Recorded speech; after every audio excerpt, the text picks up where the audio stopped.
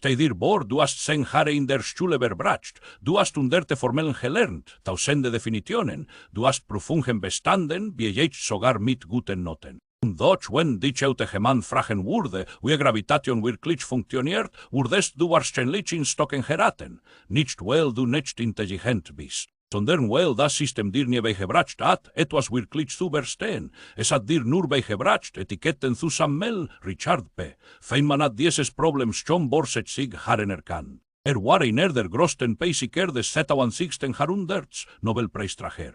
Mitbegründer der Quantenelektrodynamik. Und dort sein wertvollstes Vermächtnis ist nicht eine einzelne Gleichung, sondern eine Methode.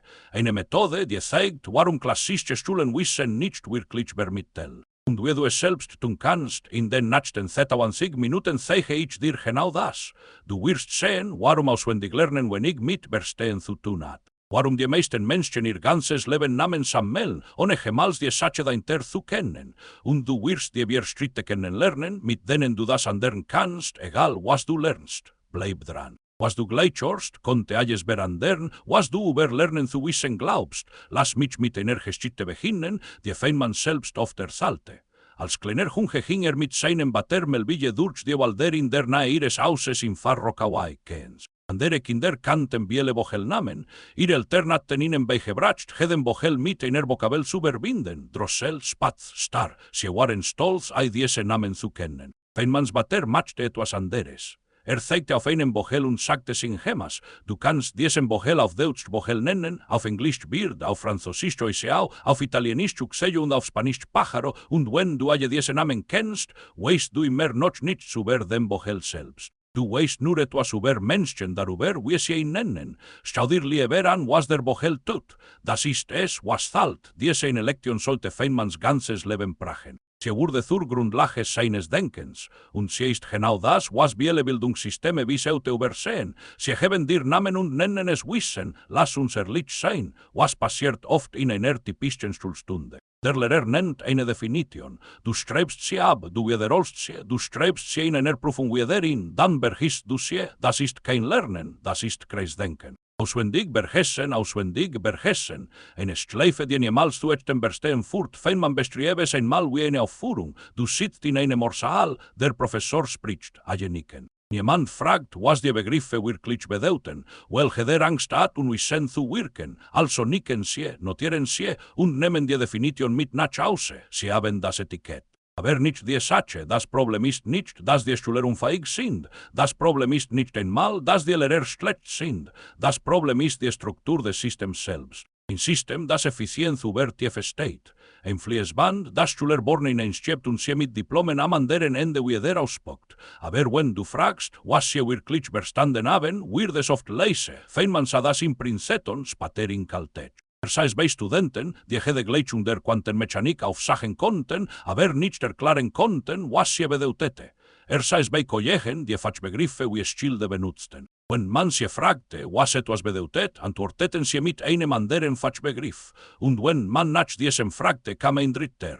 Eine endlose Kette von Etiketten, ohne jemals beim Kern anzukommen, genau hier liegt der Unterschied zwischen Bekanntheit und Verständnis. Bekanntheit ist, wenn du den Namen kennst. Verständnis ist, wenn du weißt, wie die Sache funktioniert. Und Feynman war geradezu besessen vom Verständnis. Sagte einmal sin gemas etwas, das den Kern seiner Philosophie zusammenfasst. Wenn du es nicht einfach erklären kannst, hast du es nicht verstanden. Dieser Satz klingt simpel, aber ist eine Bombe, denn zwingt dich, ehrlich zu dir selbst zu sein. Wenn du es nicht in einfachen Worten erklären kannst, egal wie viele Formellen du auswendig kennst, verstehst du es nicht. Punkt aus dieser Einsicht entstand das, was wir heute die Feynman-Methode nennen. Eine Methode in wir stritten, eine Methode, die für nahezu alles funktioniert. Basic, Programmieren, Geschichte, Musik, sogar Coachen. Lass uns die Schritte einzeln durchgehen. Schritt 1. Erkläre es wie führen Kind. Nimm ein leeres Blatt Papier, schreibe das Thema obendrauf und dann schreibe darunter eine Erklärung, als würdest du sie einem zettelfähigen Kind geben. Keine Falschbegriffe, keine Abkürzungen, keine versteckten Annahmen. Nur die Sache selbst, in klaren, einfachen Worten, das klingt einfach. Es ist es nicht. Beim ersten Versuch wirst du stocken. Du wirst merken, dass du Sätze strebst, die du selbst nicht wirklich verstehst. Du wirst Begriffe verwenden, die du nicht erklären kannst. Du wirst dich an Stellen verlieren, an denen du dachtest, du wusstest Bescheid. Und das ist der Punkt. Diese Unsicherheit ist kein Versagen. Sie ist der Anfang des Lernens. Genau hier, wo du stecken bleibst, beginnt echtes Verstehen Schritt Z-Away. Finde die Lücke. Wenn du beim Erklären stoppst, markiere genau diese Stelle. Mache einen Kreis darum. Schreibe eine Frage daneben. Das ist die Stelle, an der dein Verstehen aufhört. Und das ist eine wertvolle Information. Es zeigt dir präzise, wo du nachlernen musst. Nicht das ganze Kapitel, nicht das ganze Buch. Nur diese eine Lücke. Viele Menschen tun das Gegenteil. Wenn sie auf eine Lücke stoßen, weichen sie aus. Sie überspringen sie. Sie sagen sich, das ist nicht so wichtig, oder ich werde später darauf zurückkommen. Aber später kommt selten. Und die Lücke bleibt. Sie wächst. Sie verbindet sich mit anderen Lücken. Und irgendwann hast du ein Wissen, das aussieht wie ein Schweizer Kasse, viele Locher, wenn ich Substanz Feynman-Zitat das Gegenteil. Wenn auf eine Lücke stieß, ging hinein. Nahm eine Taschenlampe, spritzte ein Buch, eine Kelle, einen Gedanken und untersuchte sie, bis sie gefühlt hatte. Bis die Stelle wirklich verstand, Schritt 3, vereinfache. Wenn du die Lücke gefühlt hast, hast du zurück zu deiner Erklärung. Und du formulierst sie noch einmal, aber hättest einfacher klarer mit Bildern, mit Analogien, mit Geschichten. Stell dir vor, du erzählst es jemandem am Tisch. Jemandem, der nichts von dem Thema weiß, wie würdest du es sagen, damit es versteht, ist Feynman einzigartig gewesen. Konnte die komplexeste Basic in attagliche Bilder verwandeln. Elektronen waren vorhin wie sich Baje in einem Labyrinth. Lichtwegen waren Wegen auf einem Teich. Die unscharfe Relation war falsch. Je genauer du eine Sache misst, desto mehr veranderst du sie, an Licht wie wenn du ein Insekt mit einer Taschenlampe beobachtest und es davon fliegt. Diese Vereinfachung ist nicht Vereinfachung im Sinne von weniger genau. Sie ist Vereinfachung im Sinne von mehr verstanden, denn nur wenn du etwas wirklich begriffen hast, kannst du es in einfachen Worten ausdrücken. Komplizierte Sprache ist oft ein Versteck. Klare Sprache ist ein Beweisschritt mehr wie die Rolle und jetzt der wichtigste Punkt. Diese 3 Schritte sind keine einmalige Übung, sie sind ein Zyklus, den du immer wieder durchlaufst. Bei jeder Runde wird deine Erklärung etwas klarer, etwas präziser, etwas tiefer. Du erkennst neue Verbindungen, neue Bilder, neue Wege, die Sache auszudrücken. Das ist keine Schleife des Scheiterns, es ist eine Spirale des Wachstums. Mit jeder Iteration verstehst du mehr. Mit jeder Iteration baust du ein stärkeres Fundament. Mit jeder Iteration verlierst du Etiketten und gewinnst echtes Wissen. Lass mich dir ein konkretes Beispiel geben. Nimm einstens spezielle Relativitätstheorie.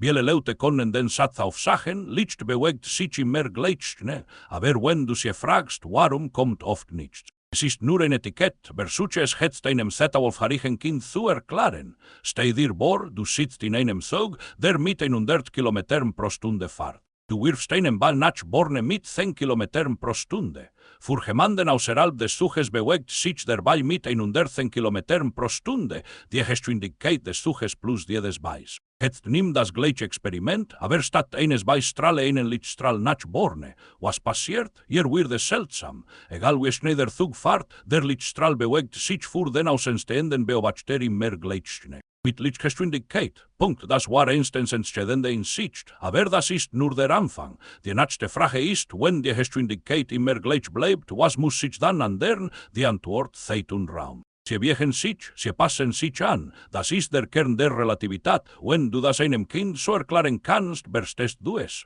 Wenn du nur den Satz aufsagen kannst, kennst du das Etikett.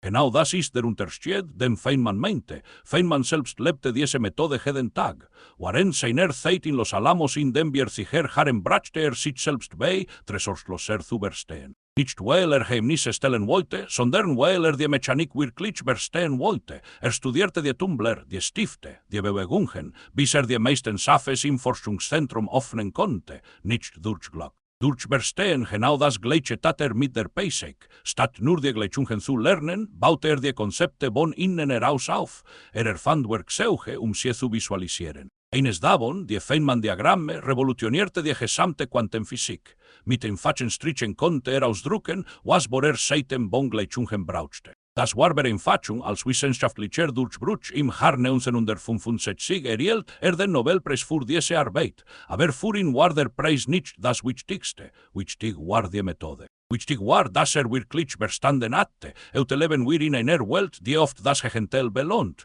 Wir sind haben von schnellen Antworten. Du hältst etwas 3 Sekunden und du hast eine Definition. Du scrollst durch Sozialmedia und sammelst Etiketten. Quantenphysik, künstliche Intelligenz, Evolution, Bewusstsein, 6 Themen in 5 Minuten, wenn ich tiefe Feynman saß wochenlang über einem einzigen Problem. Wir leben in einer Zeit, in der Tiefe oft als ineffizient gilt, aber genau hier liegt eine Chance. Wenn wir oberflächlich denken, gewinnt derjenige, der tief denkt, und Tiefe ist nicht nur Talent, Tiefe ist eine Methode. Die Feynman-Methode, du fragst dich wie jetzt, wie wende ich das in meinem Tag an? Es ist einfacher als du denkst, weil ein Thema, das du wirklich verstehen willst, egal welches, nimm ein Blatt Papier. Erklare schriftlich, als warst du ein Lehrer für ein Kind. Markiere jede Stelle, an der du stockst. Geh zurück zur Keje und fülle diese Lücken. Komm zurück, erklare es noch einmal, einfacher klarer. Wiederhole, bis du es flüssiger zahlen kannst, ohne Notizen. Das kostet kein Geld, keine Software, keine Abonnements, nur Zeit und Ehrlichkeit.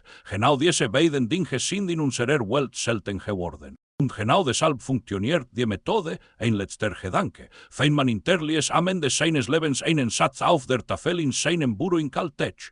Starb im Februar 1988. Aber die Tafel blieb wochenlang stehen, nur ein Satz, geschrieben in seiner eigenen Handschrift. Was ich nicht erschaffen kann, das verstehe ich nicht, das ist das Vermächtnis, das ist die ultimative Prüfung. Nicht, ob du es aufsagen kannst, nicht, ob du es nachsprechen kannst, sondern ob du es nachbauen kannst, ob du es ableiten kannst, ob du es jemandem erklären kannst, der nichts davon weiß, 3 Stufen des Wissens. Und den Namen kennen, mit reproduzieren können, oben erschaffen können. Viele Menschen bleiben auf der unteren Stufe stehen. Schule, Universität, Beruf, viele Systeme verlangen nicht mehr von dir. Aber wenn du wirklich verstehen willst, wenn du wirklich frei denken willst, musst du auf die oberste Stufe klettern. Und das geht nur mit einer Methode, mit Geduld, mit Ehrlichkeit. Mit dem Willen und Beachten auszuhalten, wenn du auf eine Lücke stoßt. Dieses Unbeachten ist nicht deine Schwache, es ist deine Tür, worin durch het betritt eine andere Welt des Denkens, also frage dich jetzt ehrlich. Welche Themen in deinem Leben hast du nur als Etikett aufgenommen?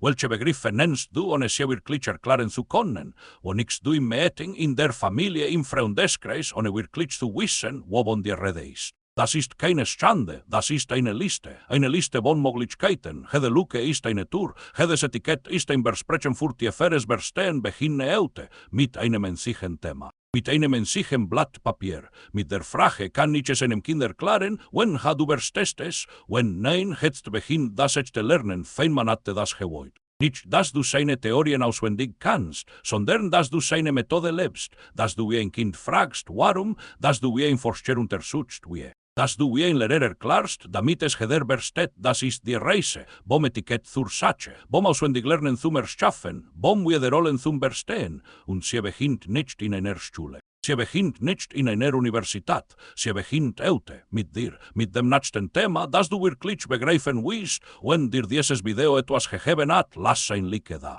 Schreib in die Kommentare, welches Thema du als erstes mit der Feynman-Methode angehen willst und abonniere den Kanal, wenn du mehr über Basic und tiefes Denken sehen möchtest. Wir sehen uns im nächsten Video. Bleib neugierig, bleib ehrlich und vergiss nie, was du nicht erschaffen kannst, hast du nicht wirklich verstanden.